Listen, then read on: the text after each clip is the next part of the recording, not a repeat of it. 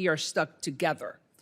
For over 200 years, our relationship has been marked by friction, cooperation, sometimes love, and sometimes not so much love. That is why it's common in Mexico to say and repeat that historical phrase, so far away from God, so close to the United States. Today, the Mexican president has a fantastic opportunity to step up to history and to confront the challenges that both countries face as neighbors: drugs, violence, and tyranny. When it comes to fighting for liberty, Mexico is missing. When it comes to fighting the war on drugs, they can do much more, although we recognize that they are cooperating extensively with the United States. On the political front, the Mexican official line has always been of non-intervention in the affairs of other countries in the Western Hemisphere. But that is really only in theory, not in practice. And the perfect example is Cuba. In the last 4 months, Mexico has sent to the Castro tyranny 55 oil tankers worth more than $3 billion for free. And what's the reason? I don't understand. It only helps the tyranny to continue subjugating the Cuban people. Even worse, violating Chapter 23 of the USMCA, which is the free trade agreement that Mexico has with the United States and with Canada, that specifically prohibits forced labor in the partner countries. Mexico has accepted more than 3,000 Cuban doctors in exchange for over $100 million paid directly to the Cuban regime, not to the doctor themselves. That is pure and simple slavery. And I'm going to explain to you how it works so you will see why it is slavery indeed. The Cuban doctor goes to Mexico and provides a medical service. That Cuban doctor cannot bring his family with him because the Cuban regime is afraid that that Cuban doctor is going to stay in Mexico. The Cuban doctor then receives only 5% of their earnings paid by the Mexican government to the Castro regime.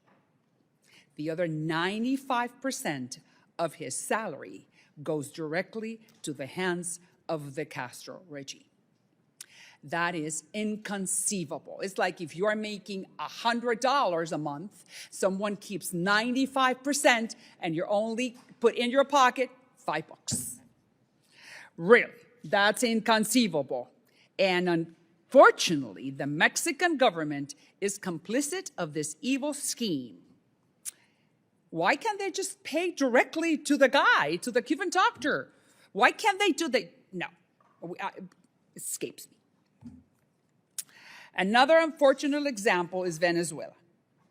Against all odds, a lady by the name of Maria Corina Machado wins this award called the Nobel Peace Prize, given by the Norwegians, one of the hardest awards in the world to be earned by an individual. When the Mexican government was asked about this distinguished recognition, the response was no comment. So is Mexico with the forces of freedom, or Mexico is with the forces of Nicolás Maduro? Based on no intelligence, the United States know that the coca paste, which is created in Colombia, is now refined by hydrochloric acid in high capacity in labs within the Venezuelan territory, then flown to Honduras, then moved through Mexico before reaching the United States. It is also fair to say that the State Department has confirmed and repeatedly has thanked the Sheinbaum administration for that cooperation that Mexico is giving us at this hour in the drug trafficking war. But Mexico can do a lot more. They can spend more on security. They can improve the timeliness and accuracy of the intelligence they share with the United States. They can capture and put in prison the big mafia bosses of the Jalisco Nueva Generación and the Sinaloa cartel, who, as according to news reports, they walk the streets of Jalisco freely with no consequences. To Mrs. Sheinbaum, the President of Mexico, this is a crucial moment for us as neighbors. Mexico has you, the first female president, who can rise to the challenge of leadership.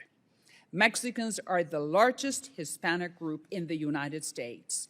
And I, Maria Salazar, representing District Number 27 in Miami, am the strongest supporter in the United States Congress of Mexicans with paper and without papers, because I have introduced the Dignity Act, which is to bring out of the shadows millions of the Mexicans immigrants who are in this country, who are working hard, who are giving us their labor, who have not committed a crime, who are very good part of our society and our communities.